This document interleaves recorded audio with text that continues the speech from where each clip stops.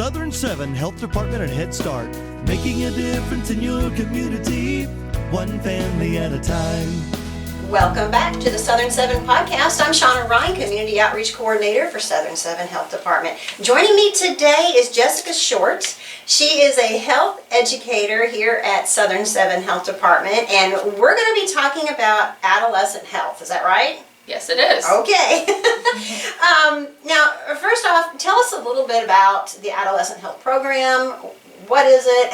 Is it a grant? Tell us a little bit about that. Sure, yeah. So the Adolescent Health Program, I believe, is in its third year with Southern 7 Health Department. So we've been getting funding for the past 3 years from primarily Illinois Department of Public Health, but there's also federal funds to supply services for Southern 7. And really the focus of the grant is so that adolescents and young adults ages 11 to 21 get a well care visit at least once a year with a healthcare provider. We know that, things like heart disease and cancer and mental health things are all on the rise, especially after the COVID pandemic. So Southern 7 wanted to try to, get kids early, started with going to the doctor, get comfortable. So I believe it's about year 3 that we've had this program, and I'm a health educator in charge of kind of overseeing and implementing the program. So is it something that's done throughout the 7 counties, or is it just focused on one particular area? Sure. So we definitely structured the grant and the program to be kind of based out of the Union County office in Anna, Illinois. Mm-hmm. So my base office is in Anna and Union County, and we have a wonderful pediatrician, Dr. Kathy Swafford, that we partner with to implement the program. So it's based out of Union County, but we are now in year 3 trying to do outreach with our other counties so that other providers and other schools, organizations know that we're out there trying to get the word out that we want to get our, kids ages 11 to 21, I shouldn't call them kids, young adults, into the doctor at least once a year. So based out of Union County, but we are serving the other counties as we're able to, and hopefully we continue to grow the program in the future. Okay, is there a fee for it? How do the parents pay for the program? Sure. So there's actually no, cost or anything for someone to call into our office to get help on locating a primary care physician or a pediatrician. We do have transportation help that we can provide, via like a gift card or a Shawnna Mass Transit voucher. So if you have transportation access or barrier access, we can help you with that. We don't actually cover the cost of the well care visit, but we can do all the support wraparound services to identify where the office is, make sure that the information is correct, and then do the referral and the resources from there. And transportation is something that we can help with in this grant. Okay, so we want to make sure people realize we're not providing the physicals. Right. We're providing the outreach, helping them to connect with a healthcare provider, yeah, like you mentioned, Dr. Swafford. Yes. And helping them get there. So. Yes, exactly. And unfortunately, because there is a shortage of pediatricians and sometimes even like primary care physicians, not all counties have, lots of offices. Sometimes there's only like a doctor there so many days of the week. So we're really just wanting to make sure we can be a conduit and a little, support on where do I go, what time are they open, how do I get there, and then obviously, push the message of it's really important that they get in to see a doctor at least once a year. And obviously more if needed, because adolescence is such a crucial time for a young person as they mature into adulthood. So usually the kind of, things that we'll get are, I'm not sure where to go, or is this office still open? So we do a lot of supports that help them get connected to where they need to be and know what's out there, because unfortunately there is a shortage. So sure, and this is a time in a child's life where there's usually a little bit of a gap. Yes. In healthcare. So yes. what are some of the things that are done during a welfare visit? Yeah. So we definitely do, or the physician's office will do height and weight and blood pressure, and they'll obviously check for mental health concerns. That's a big thing in adolescence, is the stress of doing well in school and handling relationships. And so really it's just a conversation about after we do, like their height and weight and check their blood pressure, it's just how are things at home, how are things at school. Hopefully they'll open up and share what's going on, and if they're feeling comfortable, then they can have another conversation about, does there need to be a referral to see a mental health professional. A lot of the other things that like Dr. Swafford's office or other PCPs or family practice docs will talk about is looking the young person in the eye and talking about, are you sleeping enough? 3 or 4 hours is not enough sleep for a young person, and I can't tell you how many times when I go into a high school or a junior high and we talk about what goes on in a well care visit, a lot of the kids will raise their hands and say, I only sleep 3 or 4 hours a night, and we really want them to get that good 6, 7, 8 hours of rest that a young person's body needs as they are in their teen years. And so unfortunately, making sure they get that messaging about that. And then the other things that usually will be talked about are things like how much screen time are you, utilizing, because unfortunately there's a lot of, everybody's on their screens now, so we want them outside exercising, we want them eating a healthy diet. Those are the things also that in a well care visit we go over, and it is not a sports physical. That's something else that we really definitely want to stress with our families, with our young people, that as they take power over their health care and they are empowered to get health care and ask questions.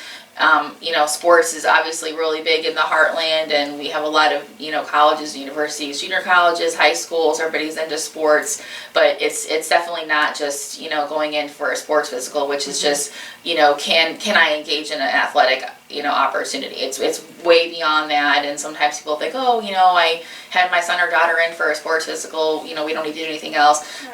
We definitely want to make sure parents know that it's better to get that next appointment, or if you're there for a sports physical, it's an opportunity to say, well, I'm here for my sports physical so I can get checked to play football or basketball, but while I'm here, let's just do my, well care visit, annual visit that's more in depth, that's going to cover all the areas of being an adolescent or a young adult. So it's an opportunity to get that done too. Well, there's 2 good reasons for doing this. In addition, in my thinking, first off, we've just come off of COVID. So a lot of these kids are coming from that sitting still lifestyle, not getting up, having that recess time or outdoor time or go time. Yep. But also, too, this is a time when you, like you mentioned, all the different things that they check. We think, well, why would you check a blood pressure of an 11 or 12-year-old? Right. But this is a time to look for, like you said, those early problems. Yes. That might not have gotten seen during COVID, because again, teachers aren't having their eyes on the kids and checking things. Yep. And noticing things. So it's a good baseline for that. Absolutely. And a lot of times, if you're seeing your doctor or your pediatrician, your family doctor, your pediatrician regularly through your elementary years, maybe you see them, for 9th grade, and then you don't go back for a couple of years. Like we want to avoid that, because if you look at the data and the statistics, it seems like, pretty good regular attendance, and then after 9th grade, young people and families are reporting that there's like 2 or 3 years, 4 years where they're not getting in front of a healthcare professional to maybe look at some of that preventive care, warning signs where it's like, we need to get ahead of this and make sure that they're understanding why it's important. So it's messaging, it's education, it's empowerment, it's all those things we're trying to accomplish with this grant. Exactly. Yeah, a lot of times as a parent we go, well, they had their vaccines. Right. Everything was good there. Right. And you kind of forget going forward because life is just busy. Exactly. Yeah, we have a very hectic society, and there's a lot coming at young people and coming through COVID and being isolated. And that's another thing when we're in, high schools talking about well care visits.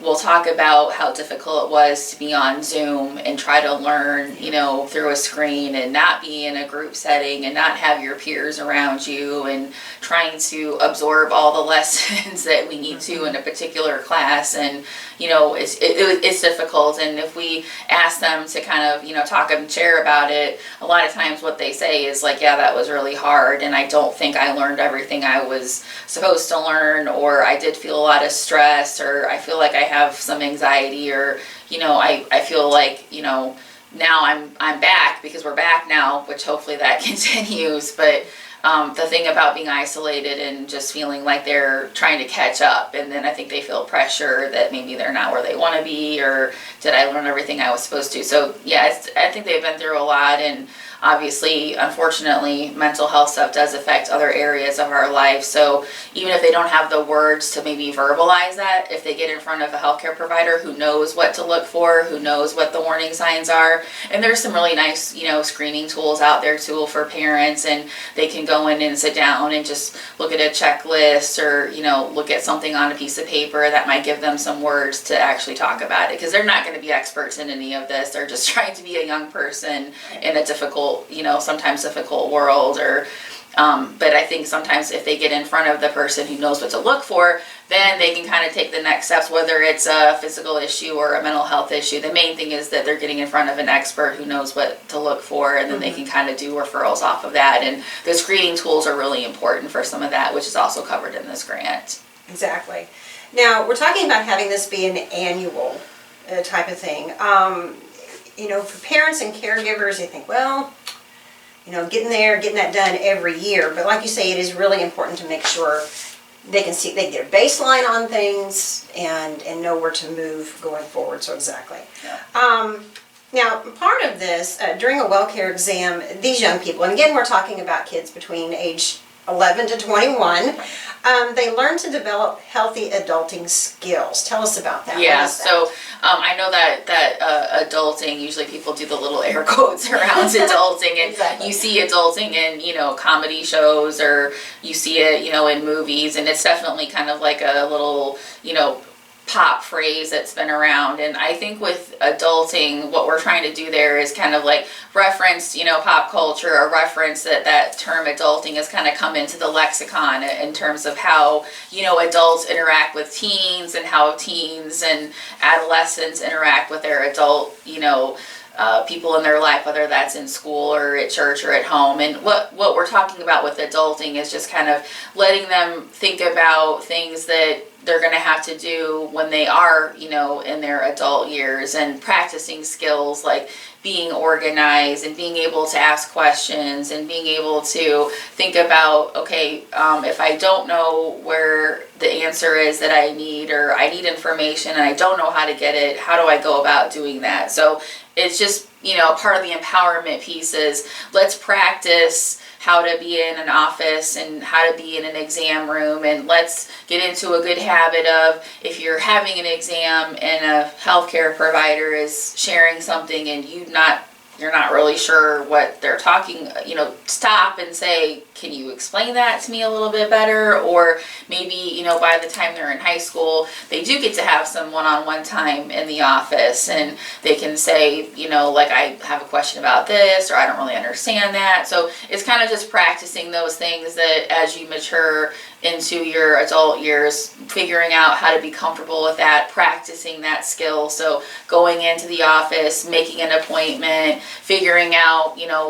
who my doctor is, or, I would say adults would probably share that navigating healthcare is not the easiest thing. So if you're a young person, it's not something that you're going to innately know how to do. So another part of the program is really just going in and talking with them about, well, what are the things that, you would think you would need to know if you want to go to the doctor? And, obviously things come up like, I don't know who my doctor is, or I don't know what the hours are, or what kind of insurance that we have. So it's just getting them to kind of get little by little more comfortable with that. And obviously, we don't do that exactly the same we would with an 11-year-old as we would with a 16 or 17-year-old, but just, by that age category, a little more comfortable navigating, those quote adulting skills that hopefully as you mature, you pick up along the way. And this program tries to just encourage that, foster that, and have them start to think about it.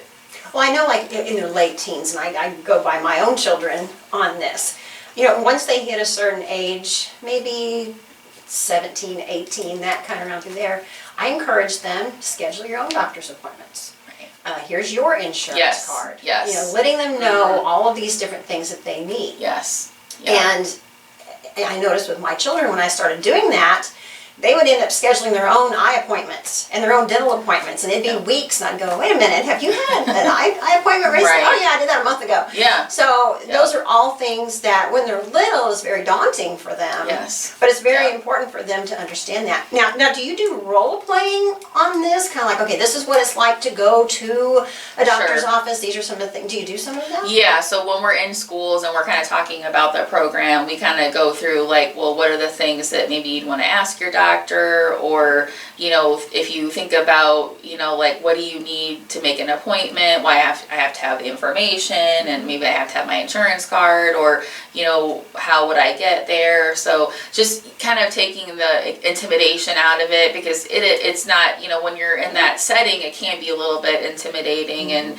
it can also be something where if they're not really aware of how that connects to them being able to be successful at school or at home or at work, and connecting all those dots up. But definitely having those kind of like a conversation like we're having now about, you know, how that works, and do you have questions, and it's okay to ask a question if you're not sure, or kind of just navigating the process. So just that back and forth is something that usually they're very, you know, once we start the conversation, they get more comfortable with it, and then they kind of see how, yes, you know, I understand this, and then we have a separate, you know, usually conversation to the side about, oh, it has been a while since, you know, I've been to the doctor. That's something that once we start having that back and forth, someone, you know, will say like, oh, you know, I don't remember when the last time I actually, you know, was there, and maybe I need to go home and ask, you know, mom or dad about that, or maybe I need to just, if I'm, you know, 17 or 18, go ahead and just get that information and take that on, you know, as myself. And that's empowering for them, and it gives them skills that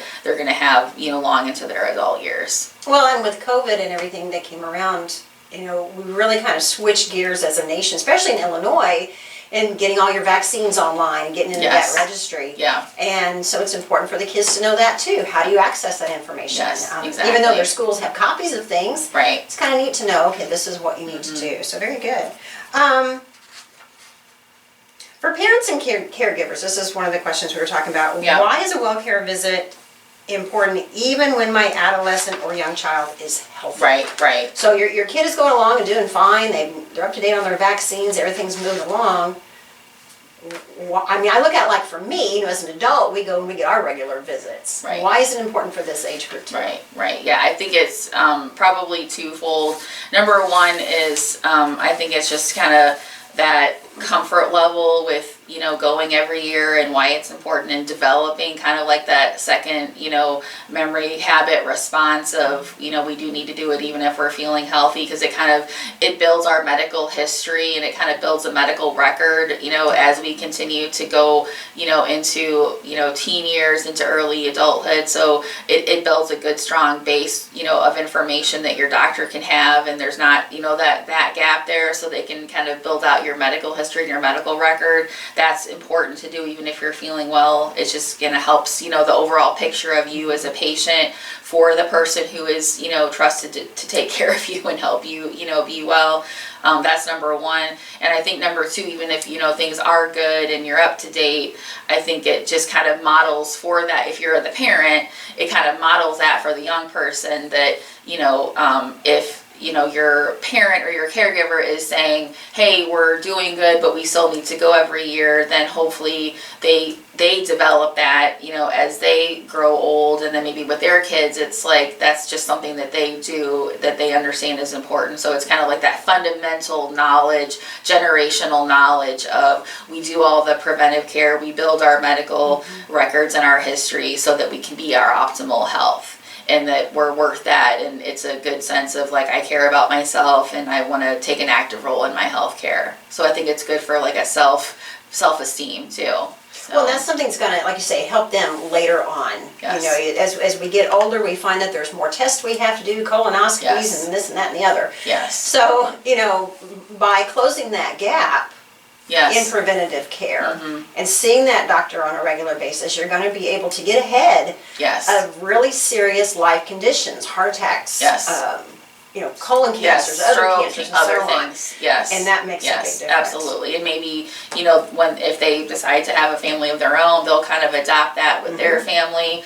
So kind of getting the 30,000 view of it, the big view of it, Right. not just the micro view of a well care visit. On a macro level, it is kind of that like systematic development of skills that a young person can take into their family that they might have in the future. Exactly. So. Yeah. Now, we said earlier that this is for Union County predominantly.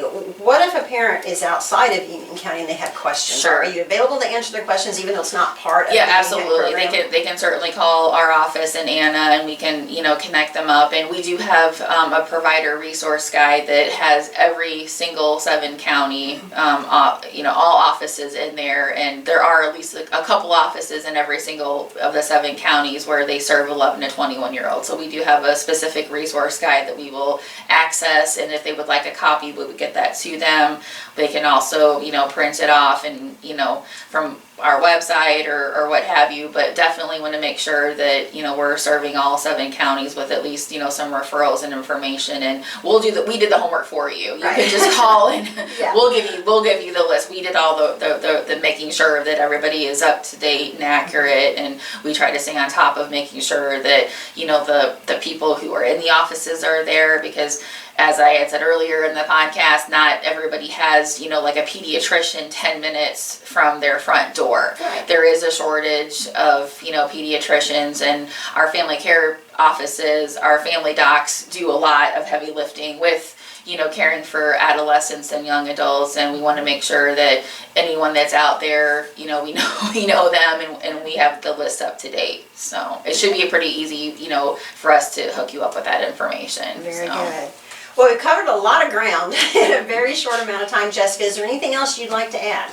No, I just appreciate, having me in to do the podcast and getting the word out about why it's important, and kind of connecting those dots between, we do that obviously now, but then we do it for the future as well. And I do think young people have been through a lot these last couple years with the COVID-19 pandemic, and if that helps a young person get help for other stuff that might, be going on, at home or at school, it's nice to think that we're gonna, try to get them seen, and maybe we don't want someone suffering in silence or not getting the help that they need. So we take that very seriously, and I'm, very blessed and honored to be doing the work and coordinating and taking care of this grant for the health department. But anyone has any questions, they can certainly call, and we'll try to help them as best we can. All right, very good. Well, thank you so much for Sure. doing this, and Yeah. I've been excited talking with you and getting all the Yeah. information out. You got a lot going on over the next few months. Yes, we're looking forward to it. So. How can families reach out to you now? So yeah, it would definitely be